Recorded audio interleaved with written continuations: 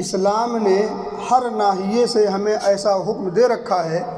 اور ایسا اصول اور ضابطہ اور دستور دے رکھا ہے جس پر اگر ایک انسان چل پڑے تو واقعتاً ایک اسلامی سوسائٹی اور اسلامی معاشرہ جنم لے سکے اور ہر آدمی مگن رہے، خوش رہے، کسی کو کسی سے نہ کوئی گلہ، نہ کوئی شکوہ، نہ شکایت۔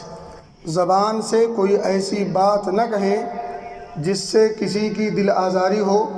جس سے کسی کو تکلیف ہو، جس سے کسی کا دل دکھے۔ وَقُلْ لِعِبَادِي يَقُولُوا الَّتِي هِيَ أَحْسَنُ، اللہ دوسری جگہ فرماتا ہے وَقُولُوا لِلنَّاسِ حُسْنًا، کہ وہ اپنی زبان کو جب کھولیں تو اچھی اور بھلی بات کریں، کوئی ایسی بات نہ کہیں، زبان کو بے لگام نہ چھوڑ دیں کہ آگے والے اور سامنے والے یا کسی مسلمان بھائی کو یا کسی انسان کو تکلیف اور اذیت ہو۔ لوگوں کو اچھی اور بھلی بات کہنی چاہیے، ہر ایسا پہلو اپنانا چاہیے جس سے کسی کو خوشی تو لاحق ہو مگر تکلیف اور اذیت نہ ہو۔ نبی پاک فرماتے ہیں من کان یؤمن باللہ والیوم الآخر فلیقل خیرا او لیصمت، جس شخص کا اللہ پر اور یوم آخرت پر ایمان ہے اسے چاہیے کہ وہ اچھی اور بھلی بات کرے۔ اچھی اور بھلی بات اگر نہیں کر سکتا تو پھر خاموش رہے، چپ رہے، بولنے کی ضرورت نہیں۔ بولو تو سچ بولو، حق بولو، اچھا اور بھلا بولو، بلا وجہ کی چیزوں میں قیل و قال کرنے کی ضرورت نہیں۔ ایسے موقع پر خاموشی بہتر ہے۔ میرے بھائی، میرے دوست، آج میں ایک ایسی بات آپ کے سامنے بیان کرنے کی کوشش کروں گا جو ہے تو بڑا اہم نکتہ اور بڑا ہی بھیانک ہے، بڑا سنگین ہے، لیکن ہمارے معاشرے میں، سماج میں وہ چیز عام طور پر پائی جاتی ہے اور لوگ اس کے تعلق سے بے پرواہ ہیں، انہیں اس تعلق سے کوئی فکر نہیں ہوتی، اور وہ ہے آپس میں ایک دوسرے کو لعن طعن کرنا، ملعون کہہ دینا، تجھ پر اللہ کی لعنت ہو۔ اس طرح کے جملے ہم لوگ عام طور پر بول دیتے ہیں، حتیٰ کہ ماں اور باپ بھی اپنے بچوں پر جب غصہ ہوتے ہیں، حرکتوں پر جب ناراض ہوتے ہیں، کوئی نقصان ہوتا ہے تو ایسے موقع پر ماں اور باپ بھی اپنے بچوں کو لعن طعن کر دیتے ہیں، لعنت کی بد دعا کر دیتے ہیں۔ لعنت کہتے ہیں اللہ کی رحمت سے دوری ہو، اللہ کی پھٹکار ہو، بڑا سنگین گناہ کبیرہ ہے، بلکہ یہ کسی مومن کی شان نہیں ہو سکتی۔ نبی اکرم فرماتے صلی اللہ علیہ وسلم لا یکون المؤمن ان یکون لعانا، مومن کے لیے یہ مناسب نہیں کہ وہ لعن طعن کرے اور زبان کو اس تعلق سے بے لگام چھوڑ دے، بلکہ ایک حدیث میں ہے لا یکون لصدیق، کسی سچے شخص کے لیے یہ مناسب نہیں، کسی سچے انسان کی کہ یہ شان نہیں، اس کا یہ وطیرہ نہیں، اور اسی طرح سے اس کی زندگی میں یہ چیز نہیں پائی جانی چاہیے کہ ان یکون لعانا، کہ وہ لعان ہو، جب کبھی موقع آئے ناراض ہو، اس کے مزاج کے خلاف ہو، اس کے مسلک کے خلاف ہو، یا اسی طرح سے اس کی سوچ کے خلاف ہو، یا اسی طرح سے اس کے مفاد پر ٹھیس پہنچتی ہو، تو ایسے موقع پر وہ لعن طعن کرنا شروع کر دے، گالم گلوچ کرنا شروع کر دے۔ یہ صفت کسی مومن کی اور کسی سچے انسان کی نہیں ہو سکتی۔ میرے بھائیوں اور دوستوں، نبی پاک صلی اللہ علیہ وسلم کی عادت مبارکہ میں، آپ کے اخلاق عالیہ میں جہاں بہت ساری چیزیں لکھی گئی ہیں، وہیں یہ بات بھی بتائی گئی ہے۔ حضرت انس فرماتے ہیں، بخاری کی روایت ہے، لم یکن النبی صلی اللہ علیہ وسلم سبابا، آپ گالی دینے والے نہیں تھے، ولا فحاشا، اور آپ فحش گو نہیں تھے، اور اسی طرح سے ولا لعانا، لعن طعن نہیں کیا کرتے تھے، بلکہ اگر کبھی آپ کو غصہ آتا اور کسی وجہ سے کسی پر اگر آپ ناراض ہوتے، نالاں ہوتے، تو آپ صرف یہی کہتے کیا ہو گیا ہے فلاں کو، اس شخص کو ہوا کیا ہے، اس کی پیشانی خاک آلود ہو۔ تو میرے بھائیوں اور دوستوں، اور مومنوں کی شان اور مومنوں کی پہچان اور مومنوں کے وطیرے میں کسی مسلمان کو بالخصوص گالی دینا، برا بھلا کہنا، اور اسی طرح سے بالخصوص لعنت کی بد دعا کرنا، یہ کسی بھی طور پر جائز نہیں، یہ بالکل حرام ہے، گناہ کبیرہ ہے، سخت مذمت آئی ہے کتاب و سنت میں۔ ایسی بھی حدیثیں میرے سامنے ہیں جن حدیثوں کے اندر اس بات کی صراحت کی گئی ہے کہ جو لوگ لعن طعن کرتے ہیں کسی مسلمان بھائی کو بالخصوص، تو ایسے لوگوں پر وہ لعنت لوٹ جاتی ہے، ایک حدیث ہے اور آپ کے رونگٹے کھڑے ہو جائیں گے۔ اگر اس حدیث کا صحیح معنی مفہوم ذہن میں بیٹھ جائے، رچ بس جائے، دل قبول کر لے، تو یقین جانیں ایسا نہیں ہو سکتا کہ ایک مسلمان پھر کبھی کسی دوسرے مسلمان کو لعن طعن کرے۔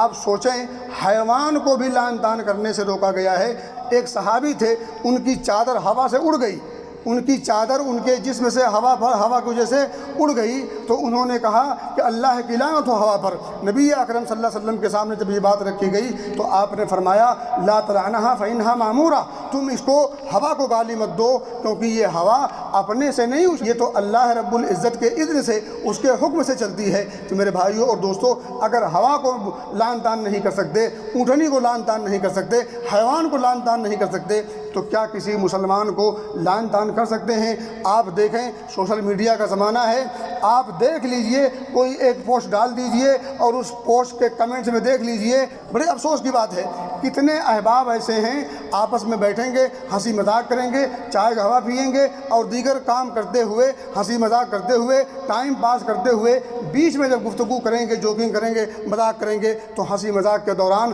آپس میں لعن طعن کریں گے، اس پر ہنسیں گے بھی۔ میرے بھائیو دوستو، یا تو یہ جہالت ہے، اور اگر جان کے کرتے ہیں تو کتنا سنگین جرم ہے، کتنا سنگین جرم ہے۔ تو میرے بھائیو اور دوستو، لعنت کسی مسلمان پر بھیجنا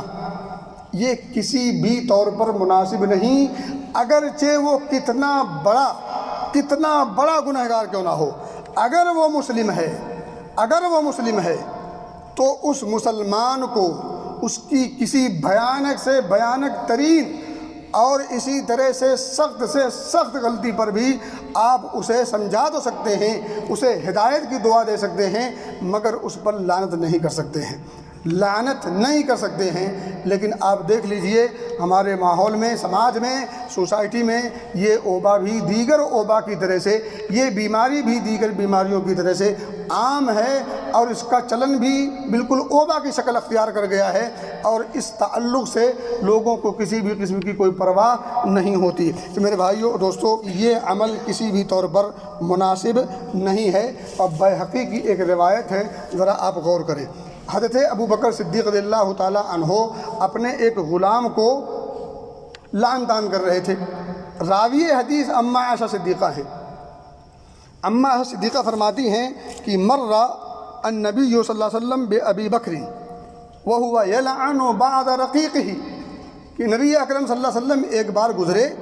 ابو بکر صدیق رضی اللہ تعالیٰ عنہ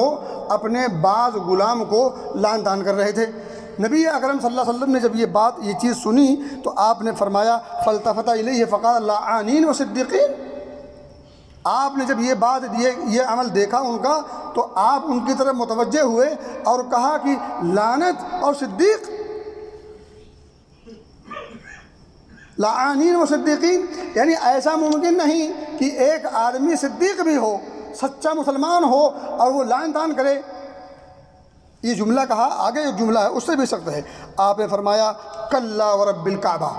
اللہ کی قسم ہے، رب کعبہ کی قسم ہے، ایسا ممکن نہیں ہو سکتا کہ ایک انسان صدیق ہو اور لعن طعن کرے۔ جیسے نبی اکرم صلی اللہ علیہ وسلم نے یہ جملہ فرمایا، فوری طور پر ابو بکر صدیق رضی اللہ تعالیٰ عنہ نے بعض غلاموں کو کفارے کے طور پر آزاد کر دیا اور کہا اللہ کے رسول صلی اللہ علیہ وسلم لا اعود، اب دوبارہ ابو بکر سے یہ غلطی نہیں ہو سکتی۔ یہ ہوتی ہے ایک امتی کی شان، ایک امتی کا وتیرہ، ایک امتی کی پہچان، اور نبی اکرم صلی اللہ علیہ وسلم کے شیدائی کی علامت، یہ ہوتی ہے محبت۔ اسے کہتے ہیں محبت۔ محبت صرف زبانی دعووں سے نہیں کام بات بنتی، محبت کہتے ہیں محبوب کی اداؤں پر مر مٹنا۔ نبی اکرم صلی اللہ علیہ وسلم نے جیسے ہی اس عمل کو برا کہا، اس عمل کی جیسے ہی آپ نے نکیر کی، فوری طور پر ابو بکر صدیق رضی اللہ تعالیٰ عنہ نے بعض اپنے غلاموں کو کفارے کے طور پر آزاد کر دیا، اور آزاد ہی صرف نہیں کیا بلکہ کہا اللہ کے رسول صلی اللہ علیہ وسلم غلطی تو ہو گئی ہے لیکن اب دوبارہ ابو بکر سے یہ غلطی نہیں ہوگی۔ میرے بھائیو دوستو، باتیں بہت ساری ہیں، لیکن خلاصہ کلام سے یہ ہے کہ کسی بھی مسلمان کو، کسی بھی مسلمان کی کسی بھی غلطی پر، جو آپ کے مزاج سے، مسلک سے، کسی بھی چیز سے کتنا ہی سخت ترین کیوں نہ ٹکراتی ہو، لیکن آپ اسے لعن طعن نہیں کر سکتے۔ اگر آپ لعن طعن کریں گے تو یہ حدیث ذرا سنیں، اور اندازہ کریں کہ اس کا برا انجام کیا ہوگا۔ نبی اکرم فرماتے ہیں صلی اللہ علیہ وسلم کہ اگر کوئی شخص کسی شخص کو پر لعن طعن کرے گا تو نبی اکرم فرماتے ہیں کہ وَإِنَّهُ مَنْ لَعَنَ شَيْئًا، کہ جو شخص کسی بھی چیز پر لعنت کرے گا، لعن شیئن، انسان نہیں کہا، شیئا اس میں سب داخل ہیں، جو شخص کسی بھی چیز پر لعنت بھیجے گا، لعنت کی بد دعا کرے گا، نبی اکرم فرماتے ہیں لیس لہ بأہل، اور وہ چیز، وہ شخص، وہ جانور اگر وہ لعنت کا مستحق نہ ہوا، اگر وہ لعنت کا مستحق نہ ہوا، کیا مطلب؟ جیسے کافروں پر اللہ نے لعنت کی ہے، آپ نے لعنت بھیجی اور وہ کافر ٹھہرا تو وہ گویا کی لعنت کا مستحق ہے، تو پھر آپ کی یہ لعنت اس کو پہنچے گی۔ لیکن اگر خدا نخواستہ جس پر آپ نے لعنت کی اور وہ لعنت کا مستحق نہ ٹھہرا تو حدیث کے الفاظ سنیں رجعت اللعنت علیہ، تو یہ لعنت لوٹ جائے گی اسی کی طرف، یعنی اب یہ بد دعا جو اس نے فلاں کو کی تھی وہ بد دعا اس کے اپنے خلاف ہو گئی، رجعت اللعنت علیہ، لعنت لوٹ جائے گی اس کی طرف۔ اور آپ کو پتہ ہے ایک مسلمان، ایک مومن لعنت کا مستحق نہیں ہوتا، مسلمان لعنت کا مستحق نہیں ہوتا۔ ہاں عام طور پر اگر کوئی آدمی لعنت بھیجے، کسی آدمی کی تخصیص نہ کرے تو یہ ممکن ہے۔ کیسے؟ جیسے کوئی کہے کہ مصوروں پر اللہ کی لعنت، تصویر کشی کرنے والوں پر اللہ کی لعنت، تو یہ عام ہے، کامن سی بات ہے۔ کافروں پر اللہ کی لعنت، چوروں پر اللہ کی لعنت، اور اللہ رب العزت نے جو یہ تخلیق کی ہے، یہ جو جسمانی ساخت بنائی ہے، اس میں تبدیلی کرنے والوں پر اللہ کی لعنت، وہ مرد جو عورتوں کی مشابہت اختیار کریں ان پر لعنت، وہ عورتیں جو مردوں کی مشابہت اختیار کریں ان پر لعنت، وہ عورتیں جو گدنا گدوائیں ان پر لعنت، جو گودنا گودیں ان پر لعنت، اسی طرح سے جو دانتوں کے درمیان فاصلہ اور کشادگی اپنائیں ان پر لعنت، بدعتی کو پناہ دینے والے پر لعنت۔ تو یہ سب ساری چیزیں نبی اکرم صلی اللہ علیہ وسلم نے باقاعدہ وضاحت کی ہیں۔ تو عمومی طور پر، عام طور پر جن پر اللہ اور اس کے رسول نے لعنت بھیجی ہے تو عام طور پر تو لعنت بھیج سکتے ہیں، حتیٰ کہ بعض علماء کہتے ہیں کہ کافر کو بھی اگر زندہ کافر ہے، حالانکہ کافروں پر اللہ کی لعنت ہے، ان اللہ لعن الکافرین، اللہ نے کافروں پر لعنت بھیجی ہے، کافر لعنتی ہیں، لعن اللہ الیہود والنصارى، اللہ کی لعنت تو یہود و نصارہ پر۔ تو یہود و نصارہ کو من جملہ اگر آپ کہیں گے، کامن طور پر کہیں گے، عمومی طور پر کہیں گے تو آپ کہہ سکتے ہیں۔ لیکن اگر کوئی خاص یہودی ہو، خاص نصرانی ہو، خاص کافر ہو تو بعض علماء کہتے ہیں کہ خاص کسی کافر کو بھی آپ لعنت نہ کرو۔ کیوں؟ کیونکہ ممکن ہے وہ اسلام قبول کر لے، ممکن ہے ہدایت پا جائے۔ میرے بھائی، میرے دوست، جو کچھ میں نے شروع میں گفتگو کی ہے ان تمام چیزوں کو سامنے رکھیں تو ایک نتیجہ سامنے آتا ہے، وہ یہ کہ کسی بھی مسلمان کو، کسی بھی مسلمان کے لیے یہ زیب نہیں دیتا کہ وہ اس پر لعن طعن کرے۔ بلکہ بعض علماء کہتے ہیں کہ اگر کوئی کافر مر چکا ہے، کفر پر مرا ہے،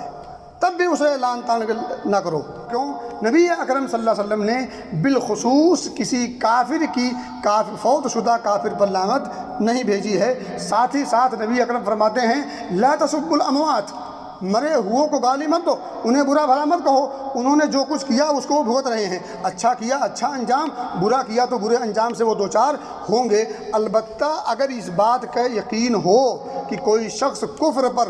اور اسی طرح سے شرک پر مرا ہے تو اسے لعن طعن کرنا جائز ہے مگر افضل نہیں ہے، جائز ہے مگر افضل نہیں۔ سوچے، ایک کافر جس کے کفر پر مرنے کا یقین ہے، اس کفر پر مرے ہوئے شخص کو بھی مناسب نہیں کہ آپ اس پر لعنت کی بد دعا کریں، چہ جائے کہ مسلمان اگرچہ وہ خطا کار ہو۔ اور ہم میں سے کون ہے جو خطا سے پاک ہے؟ کون معصوم ہے یہاں؟ کہنے والا سمیت ملا کر کے سب کو کوئی ہے جو گارنٹی دے سکتا ہے کہ ہم سے غلطی نہیں ہوتی، ہم سے خطا نہیں ہوتی، ہم دودھ کے دھلے ہوئے ہیں؟ میرے بھائی یہاں دودھ کا دھلا کوئی نہیں ہے، کسی سے کم، کسی سے زیادہ، کسی کی کھلی، کسی کی ڈھکی اور چھپی، بہرحال ہر شخص خطا کا پتلا ہے۔ اور نبی پاک فرماتے ہیں کل بنی آدم خطا، ابن آدم ہے تو خطا اس سے ہونا ہے، ابن آدم ہے تو خطا